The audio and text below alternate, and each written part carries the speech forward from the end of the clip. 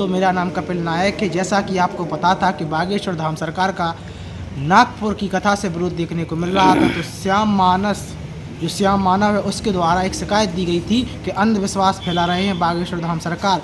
लेकिन नागपुर पुलिस ने खुलासा करते हुए यह बताया है कि कोई भी अंधविश्वास जैसी वीडियो में वो नहीं मिली है। और जो जनता है, जो वहाँ की जनता थी, स्थानीय जनता से पता चला है, उन्होंने जो वहाँ की नागपुर पुलिस के लिए बताया है कि ऐसी कोई भी अंधविश्वास नहीं थी, जिसको लेकर अब क्लीन चिट मिल चुकी है बागेश्वर धाम सरकार के लिए। तो वहीं बागेश्वर धाम सरकार अब अगर चाहे तो जो श्याम मानव है उन्मूलन समिति के अध्यक्ष, उनके लिए FIR या उनकी शिकायत कर सकते हैं। लेकिन अब देखना होगा कि इस मामले और आगे क्या होता है। वैसे तो आपको बता दें कि जब बागेश्वर धाम सरकार की कथा चल रही थी नागपुर में, तो वहीं आपको बता दें कि उस कथा से 2 दिन पूर्व भगाए थे बागेश्वर धाम अपनी कथा समाप्त करके। तो वहाँ के उन्मूलन समिति के अध्यक्ष श्याम मानव ने आरोप लगाया था कि यह बीच में ही इस समिति के डर से भाग गए हैं, ऐसा करके बताएं तो हम इनको 30 लाख रुपए देंगे। जिसके बाद एक शिकायत श्याम मानव ने नागपुर पुलिस में की थी, तो उसके बाद खुलासा हुआ है और पता चला है कि बागेश्वर धाम सरकार में जो दरबार लगाते हैं उसमें कोई किसी भी प्रकार की अंधविश्वास फैलाने वाली चीज़ें नहीं पाई गई हैं। ना ही स्थानीय जनता द्वारा पता चला है कि किसी भी प्रकार का ऐसा भ्रम नहीं है। जो सच्चाई है वो हकीकत है, ऐसा कहना है नागपुर पुलिस का। और उन्होंने अपनी बाइट भी जारी की है, जैसा कि हम बाइट में आपको दिखाएंगे अभी।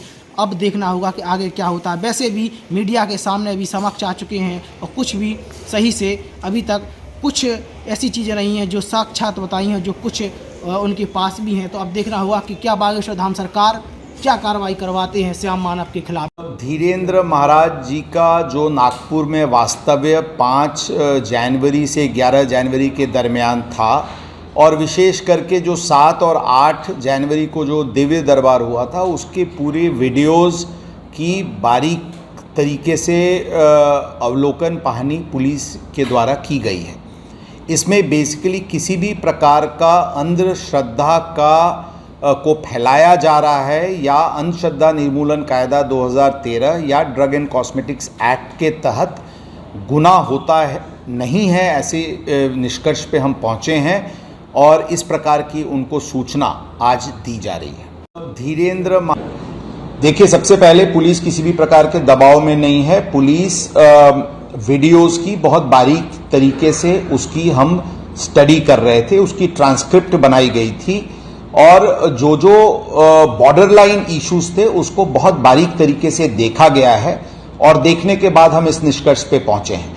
उन्होंने एप्लीकेशन में बहुत सारे वक्तव्य पॉइंट्स लिखे थे, उसमें से बहुत सारे कुछ उसमें ऐसे हैं जो नागपुर के दरमियान के इंसिडेंट्स नहीं दिख रहे हैं। हमने नागपुर के इंसिडेंट्स, नागपुर के एक्टिविटीज को बहुत बारीक माइन्यूट तरीके से देखा है, और इसमें किसी भी प्रकार का कोई गुनाह नहीं है। पुलिस पे दबाव का कोई प्रश्न ही नहीं उठता है। और जहां तक रही बात हमारा जो निर्णय है, उसके विरुद्ध डेफिनेटली उनके पास रेमेडीज हैं, including going to the court. उसके बारे में मैं कोई टिप्पणी नहीं करना चाहूंगा। काफी दिन लगे पुलिस को इस निष्कर्ष में पहुंचने, फुटेजेस बहुत ज्यादा थे, उनकी जांच करना, बारीकी से जांच करना, इसलिए समय लगा। जी देखिए, जो दिव्य दरबार के ही जो 7 और 8 के थे, वो जैसा मैंने बताया 6 घंटे के वीडियोस थे। उसकी ट्रांसक्रिप्ट तैयार करने, उसमें कुछ जो बॉर्डर लाइन इश्यूज थे उसको हम लोग बहुत ही श्योर तरीके से कॉन्फिडेंस और एक प्रॉपर निष्कर्ष पे पहुंचे।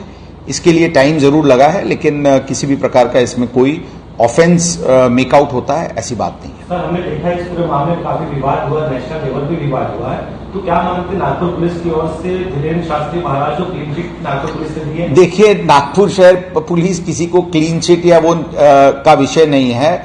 हमारे पास बहुत लिमिटेड मैंडेट था कि जो नागपुर के दरमियान में कोई भी उनकी एक्ट या ओमिशन या अटरेशन इस एक्ट्स के अंतर्गत गुनाह होता है क्या, ये देखने की बात थी। और इस इशू पे डेफिनेटली मैं बोलूंगा कि किसी प्रकार का कोई गुनाह नहीं निष्पन्न हो रहा है।